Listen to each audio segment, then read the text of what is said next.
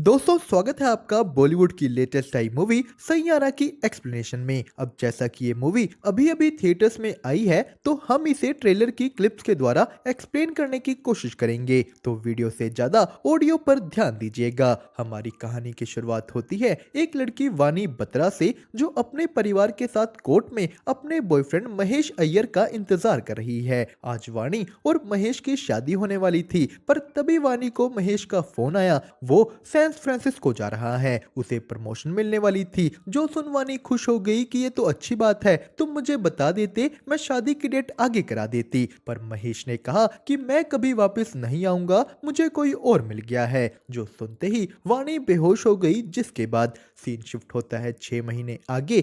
वानी अब डिप्रेशन में दुखी दुखी रहती थी, पर उसके घर वाले उसे चीयर अप करने की कोशिश कर रही हैं। तो वानी एक जॉब इंटरव्यू देने गई और यहीं उसे अपने शूज टाई करते हुए एक लड़का दिखा। वानी अपनी डायरी यहीं भूल ऑफिस में चली गई, जो उसके जाने के बाद ये लड़का उठा लेता है। वानी यहाँ इस कंपनी में एक राइटर की जॉब इंटरव्यू देने आई थी। कंपनी वाले कहते हैं कि राइटिंग तो ठीक है, पर आपको एक्टर, सिंगर्स और इन्फ्लुएंसर्स के इंटरव्यूज भी लेने पड़ेंगे। वो लोग वानी को एज ए इंटर्न रख लेते हैं। तो बाहर जाते हुए वानी को उसी लड़के ने उसकी डायरी दी। वो कहता है, वानी बत्रा तुम काफी अच्छा लिखती हो। तो वानी ने जब उससे उसका नाम पूछा, इस लड़के ने कहा 2 मिनट रुको। ये लड़का जाकर इस कंपनी के एक एम्प्लॉय को मारना शुरू कर देता है। वो कहता है कि तुम लोग बस नेपो किड्स के बारे में बोलते हो, असली आर्टिस्ट की तुम्हें कोई कदर नहीं। इस लड़के का नाम था क्रिश कपूर। क्रिश उस आदमी को पीटते हुए कहता है कि क्रिश कपूर ये नाम याद रख लो। क्रिश यहाँ से निकलकर अपने क्रू के पास गया। अब यहाँ एक लड़का एक जानी मानी हस्ती का बेटा था, और उस पहले पिटे हुए आदमी ने क्रिश की जगह उस लड़के की तारीफ करी थी, जिस पर क्रिश उससे भी लड़ने लग जाता है कि गाना मैं गाऊं और तारीफ तेरी हो। जिसके बाद क्रिश का क्रू उससे अलग हो गया कि तू जाकर अकेले ही परफॉर्म कर। क्रिश यहाँ अकेला परफॉर्म करता है। उसकी परफॉर्मेंस सबको पसंद भी आई। जिसके बाद क्रिश का एक दोस्त केवी, जिसने बाकियों की तरह उसे नहीं छोड़ा था, वो उसे बताता है कि मेरी एक बड़े सिंगर प्रिंस के मैनेजर से बात हुई है, उन्हें नया गाना चाहिए, तो अगर तू उनके लिए गाना करेगा तो वो तुझे प्रमोट करेंगे। तो अगले दिन क्रिश और केवी ने जाकर प्रिंस के मैनेजर विनीत रावल से बात की। क्रिश कहता है कि देखिए, प्रिंस का स्टारडम कम होता जा रहा है और आपको हमारे गाने की जरूरत है, इसलिए गाने में मेरा नाम होगा, गाने के कॉपीराइट्स मेरे नाम पर होंगे और गाने की वीडियो में भी मैं आऊंगा। जिस पर विनीत कहता है ठीक है, पर मुझे गाना 5 दिन में चाहिए। अब इतनी जल्दी क्रिश गाना कंपोज तो कर सकता था, पर वो गाना लिख नहीं सकता। और यहीं उसे वानी दिखी, जो अपनी कंपनी की तरफ से प्रिंस का इंटरव्यू लेने आई थी, और सिक्योरिटी गार्ड उसे लेट होने के कारण एंट्री नहीं दे रहा। क्रिश वानी की एंट्री कराता है। वानी सीधा विनीत के पास गई कि सॉरी, मुझे इंटरव्यू के लिए आने में देरी हो गई है। विनीत कहते हैं कोई बात नहीं, अब आप सीधा 2 महीने के बाद आना। तो इतने में वानी की डायरी से देख क्रिश गाना गाने लगा। ये डायरी में लिखा आधा गाना प्रिंस को बहुत पसंद आता है। उसने पूछा बाकी का गाना कहाँ है, तो क्रिश ने कहा कि बाकी का तो ये लड़की अभी लिखेगी। अब गाना लिखने के बदले में वानी की प्रिंस के साथ एक एक्सक्लूसिव पॉडकास्ट की डील हो जाती है, जिससे वानी की कंपनी वाले खुश हो गए और वानी पहुंची क्रिश के साथ स्टूडियो में आगे का गाना लिखने। वो क्रिश को कहती है कि मुझे 8:30 से पहले घर पहुंचना होगा, मैं लेट नाइट काम नहीं करूंगी। क्रिश ने कहा ओके। तो वानी उसे सिगरेट पीता देख कहती है कि मुझे सिगरेट से भी प्रॉब्लम होती है, तुम मुझसे दूर रहकर सिगरेट पीना। क्रिश सिगरेट रखते हुए कहता है फक इट। तो वानी कहती है कि मेरे सामने गाली भी मत दो। वो दोनों साथ में गाना लिखने बैठ गए। क्रिश पूछता है कि तुमने अपनी डायरी के पेजेस क्यों फाड़ रखे हैं, तुम्हें कोई शौक है क्या? तो वानी को याद आने लगा कि कैसे उसने इस डायरी में अपनी और अपने एक्स बॉयफ्रेंड की यादें रखी हुई थी, उसको डेडिकेट करके गाने लिखे हुए थे, जो उनकी शादी टूटने के बाद वानी ने रोते रोते फाड़ दिए। वानी यहाँ क्रिश के साथ बैठ भी वही सब याद करने लगती है। वो आगे कुछ लिख ही नहीं पाती। वानी कहती है कि मुझसे इतनी साइलेंस में कुछ लिखा नहीं जा रहा। तो क्रिश गुस्से में यहाँ थोड़ा सा म्यूजिक चला देता है कि लो अब लिखो, पर वानी नहीं लिख पाती। जिस पर क्रिश कहता कहता है कि बड़े बड़े गाने यही स्टूडियो में ऐसे ही बनते हैं और तुम कह रही हो कि तुमसे लिखा नहीं जा रहा। तो वानी कहती है कि म्यूजिक स्टूडियो में गाने बनते जरूर होंगे पर लिखे नहीं जाते। वो कहती है कि जब हम गाने सुनते हैं तो हमें एक मोमेंट याद आता है, खुशी, दोस्ती, प्यार का। वानी ने कहा कि बहुत कम गाने ही होते हैं जो दिल को छूते हैं और वो गाने ऐसे नहीं बनते, उन गानों के पीछे स्पेशल मोमेंट्स होते हैं। इंसान जब वो मोमेंट्स जीता है तब वो अपनी फीलिंग्स को लिख गाने बनाता है और फिर जब वो सालों बाद ये गाने दोबारा सुनता है तो वो टाइम ट्रेवल कर दोबारा उसी स्पेशल मोमेंट को फील कर पाता है, जैसे पहला प्यार, पहली बरसात। तो क्रिश वानी को अपने साथ एक क्रिकेट ग्राउंड में ले गया। यहाँ वो क्रिकेट खेलते हुए कहता है कि मानो इंडिया पाकिस्तान का मैच जीतने के लिए इंडिया को आखिरी गेंद पर 5 रन चाहिए। क्रिश खुद विराट कोहली बन सिक्सर मार देता है। वो कहता है कि फील करो, पूरा ग्राउंड तुम्हारे लिए चीयर कर रहा है, ये जीत सेलिब्रेट कर रहा है। क्रिश ने कहा कि मैं भी यही चाहता हूँ, पूरी दुनिया मुझे चीयर करे, मुझे प्यार करे, मेरा नाम याद रखे। तो वानी क्रिश को as a rock star imagine करने लगी। वो गाना लिखना शुरू करती है, क्रिश उसका गाना गाता है। वो दोनों पूरे शहर में घूमने लगे। क्रिश 8:30 बजे से पहले उसे घर पहुंचा देता है, पर उसने उसका हाथ पकड़कर कहा कि अभी कुछ पल बाकी हैं मेरे पास। 8:30 होते ही वो चला गया। उनके अगले कुछ दिन ऐसे ही बीतते हैं। क्रिश वानी को अलग अलग जगह लेकर जा रहा था ताकि वो फीलिंग्स के साथ गाने लिख सके, पर यहीं क्रिश को एक शराबी आदमी दिखता है। क्रिश ने उसको देखकर अपनी बाइक घुमा ली तो इधर उस सिंगर प्रिंस को उनका गाना बहुत पसंद आया, पर विनीत कहता है कि प्रिंस एक रैपर है और इसमें रैप है ही नहीं, ये रोमांटिक टाइप का सॉन्ग है, हमें थोड़ा हिप हॉप चाहिए। और यही क्रिश उस बूढ़े आदमी के बारे में सोच रहा था।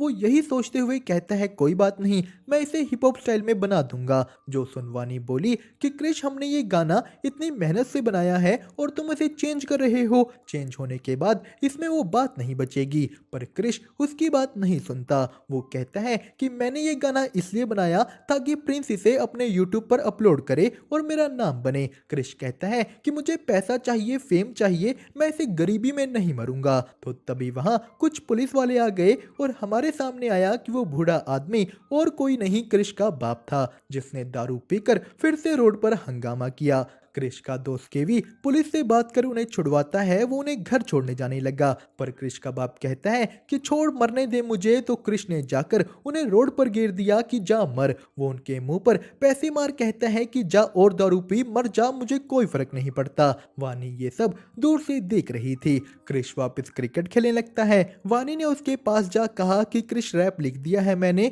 ये प्रिंस को पसंद आएगा। वानी यहाँ अपना सारा पास्ट क्रिश के साथ शेयर कर देती है कि मेरा एक्स बॉयफ्रेंड हमारी शादी से पहले एक अमीर बाप की लड़की से मिला और उसने सक्सेस के लिए उससे शादी कर ली, जिसके बाद वो मुझे तो भूल गया पर मैं उसे नहीं भुला पाई। मैं लिखना तक भूल गई थी, पर फिर मेरी लाइफ में तुम आए जिसने सब बदल दिया। तुम्हारी वजह से मैं दोबारा लिख पाई, मैं दोबारा हंस पाई। वानी कहती है कि मैं तुम्हारे लिए भी सेम करना चाहती हूँ, जिस पर क्रिश ने कहा हेल्प मी। तो सीन शिफ्ट होता है क्रिश के बाप पर। वो क्रिश के दिए पैसे से दारू पीने आ गया था, पर यहाँ के मालिक ने उसका बटुआ ले लिया। क्रिश का बाप उसे लड़ने लगा। पीछे से क्रिश आकर उन्हें छुड़ाता है तो क्रिश ने देखा कि उसका बाप उसके वॉलेट में रखी क्रिश और क्रिश की माँ की फोटो के लिए लड़ रहा था। क्रिश और वानी ले जाकर उन्हें रिहैबिलिटेशन सेंटर में एडमिट कराते हैं, पर यहाँ की फीस बहुत ज्यादा थी। तो क्रिश ने अगले दिन जाकर विनीत से और पैसे मांगे। क्रिश को इन पैसों के बदले गाने से अपना नाम हटवाना पड़ जाता है। मतलब क्रिश ने जिस फेम के लिए ये सब किया उसे वही छोड़नी पड़ गई। तो आज वो वानी को छोड़ते हुए भी कहता है कि रुको, कुछ पल बाकी हैं, मेरे आखिरी पल। वानी पूछती है क्या हुआ। क्रिश ने कहा कि एक गाने की बात हुई थी, एक गाना हो गया, तुम्हारी जॉब भी फिक्स हो गई, सब खुश हैं, इसलिए अभी सब खत्म कर लेते हैं, इससे पहले सब खराब हो जाए। तो सीन शिफ्ट हुआ प्रिंस के शो में। प्रिंस वानी और क्रिश का बनाया गाना गा रहा था। क्रिश उसे दूर क्राउड से देख रहा है, पर तभी उसे वानी की आवाज आई। वानी क्रिश को मिलने आई थी और यहीं से हुई उनकी लव स्टोरी शुरू। वानी क्रिश से उसके क्रू के बारे पूछती है कि उन्होंने तुम्हें छोड़ा या तुम उनसे दूर भाग रहे हो। वानी के कहने पर क्रिश अपने क्रू उसे दोबारा मिल गया। वो लोग दोबारा गाने बनाने लगे। वानी क्रिश की स्मोकिंग की आदत भी छुड़ाने लग गई। वो उसे एक अच्छा इंसान बना रही थी। उनका अगला गाना यूट्यूब पर पॉपुलर हो गया। लोग गाने की वीडियो मांगने लगे। सब कुछ एकदम बढ़िया जा रहा था, पर तभी एक दिन वानी को घर छोड़ते हुए क्रिश को वानी के घर वालों ने देख लिया। वानी की माँ उसे कहती है कि देख बेटा, तू मासूम है और वो लड़का आवारा, वो तेरा फायदा ना उठा ले।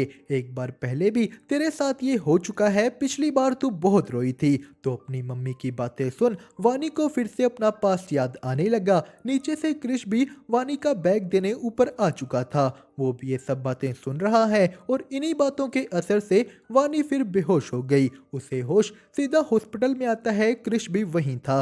वानी के पिता उसे कहते हैं कि जाकर मिल लो, पर वानी की मम्मी ने कहा कि क्या शादी। तो क्रिश ने वानी को अंदर जाकर पहली बात ही यही कही कि चलो शादी कर लेते हैं। पर वानी ने कहा क्या? वो कहती है कि क्रिश, तुम्हें शादी का मतलब भी पता है? वानी ने कहा कि तुम पहले अपने सपने पूरे करो। शादी आज नहीं तो कल हो जाएगी, नहीं भी होगी उसका रिग्रेट नहीं होगा, पर रिग्रेट होगा तुम्हारे सुपरस्टार ना बनने का। वानी के कहने पर क्रिश अपनी वीडियो शूट करने गोवा चला जाता है। तो यहाँ क्रिश के 500 से भी ज्यादा फैंस उनका इंतजार कर रहे थे।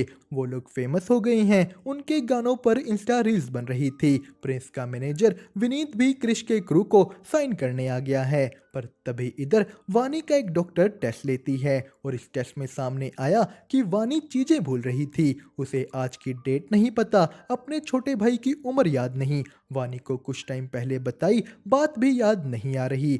ये बीमारी इस उम्र में बहुत ही रेयर थी, उसे अल्जाइमर हो गया है। डॉक्टर ने वानी को कहा कि आपको सबको इसके बारे बताना होगा, धीरे धीरे आप और ज़्यादा चीज़ें भूल जाओगी, लोगों को भूल जाओगी। तो वापस घर जाते जाते वानी को क्रिश मिला। क्रिश उसे कहता है कि वानी, मेरे वहाँ इतने चाहने वाले थे, पर मैं खुश नहीं था क्योंकि तुम वहाँ नहीं थी। वो कहता है कि वानी, मैं सिंगर तो अच्छा पहले से था, पर अच्छा इंसान मुझे तुमने बनाया है और मुझे तुम हमेशा के लिए चाहिए, फॉर एवर एंड एवर। अब इस सब बातों में वानी क्रिश को अपनी बीमारी के बारे नहीं बता पाती। वो अपने घर वालों से भी ये बात छुपा लेती है। तो तभी उसके ऑफिस में एंट्री हो गई महेश अय्यर की।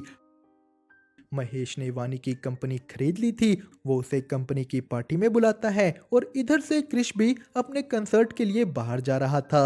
वो वानी के सामने अपना बैग पैक करता है, पर वानी गुस्से में उठकर उसका बैग दोबारा पैक करने लगी कि तुम्हें निकलना है और तुमने बैग पैक नहीं किया। क्रिश कहता है कि हमने बैग पैक कर लिया है वानी। वो उससे जाते जाते पूछता है कि कुछ हुआ है क्या। वानी बात को टाल देती है। वो यहाँ से अपनी कंपनी की पार्टी में चली गई और यहाँ महेश उससे फ्लर्ट करने लगा, जिस वजह से वानी ये बात भी भूल जाती है कि वो और महेश अलग हो चुके हैं, उनकी शादी टूट चुकी है। उसे लगने लगा कि वो लोग अभी भी साथ हैं। वो महेश को कहती है कि हमारी शादी होने वाली है। महेश हंसने लगा कि हमारी शादी क्यों होगी। वानी ये सुन कंफ्यूज हो जाती है। उसने उसका हाथ पकड़ लिया। वानी अपनी बीमारी की वजह से गुस्सा हो गई और तभी यहाँ महेश की बीवी आ जाती है। महेश ने सिक्योरिटी को कह वानी को यहाँ से बाहर निकलवा दिया। वानी जाते जाते यहाँ अपना बैग भूल गई। उसके बैग में ही उसका फोन था, जिस पर पीछे से क्रिश कॉल करने की कोशिश कर रहा है।